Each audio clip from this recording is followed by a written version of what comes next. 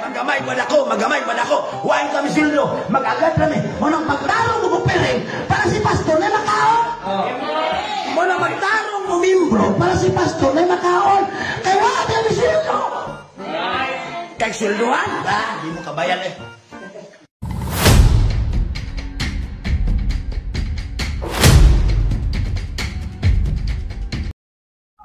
Tanawa, magawas gyud ang kamatuoran nga ang katuyuan, usa sa mga dagkong katuyuan sa mga pastoy nganong gusto magpastoy kay para mabuhi. Unya ang ilang gisaligan kana lang inyuhang kwarta nga ihatag diha sa inyuhang simbahan. Subot-bot nang moingon sila nga mohatag ta sa simbahan kay para na sa Dios, no.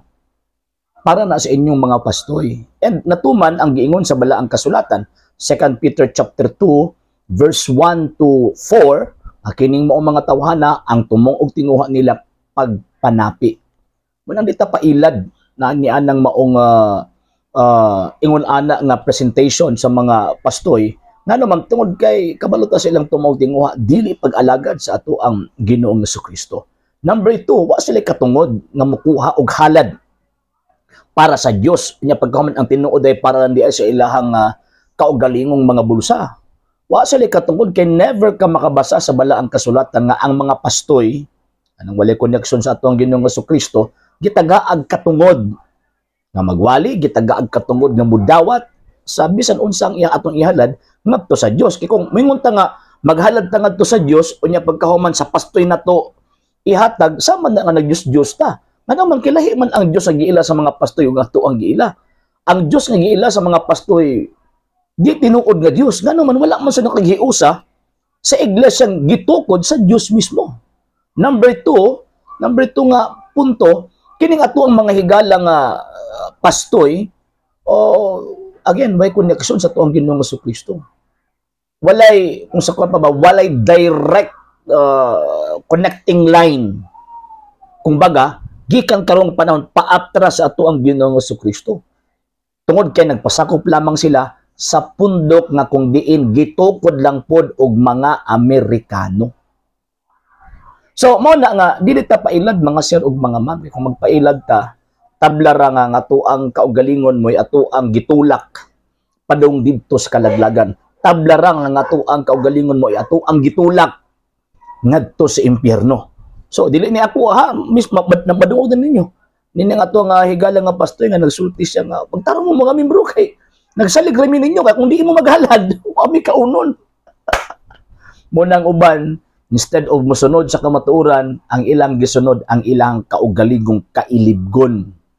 Mas dali mo gud nakakwarta kung nakagagunitang sekta, di ba? Ikaw gihawod.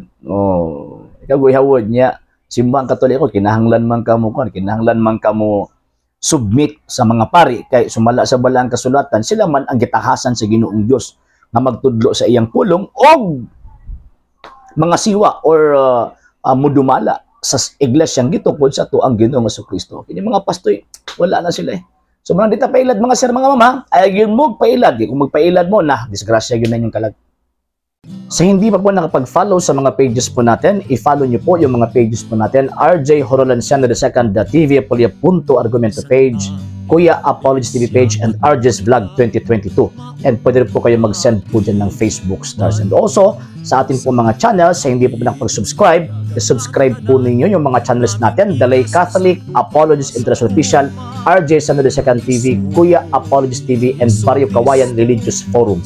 And pwede rin po kayo mag-send po dyan ng super sticker, super chats, and super thanks. And maraming salamat po sa mga kapatid at mga Katoliko na ulis pong tumutulong sa programa po natin. Maraming salamat po. Nang dahil po sa tulong at suporta po ninyo, ang programa pong ito, until now, andito pa rin po sa social media.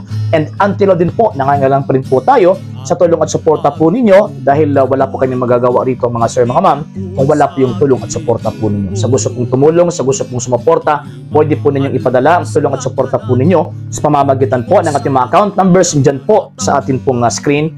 And pwede nyo po kaming i-message sa ating pong page kung via remittance po yung papadala po ninyo. Maraming salamat po in advance.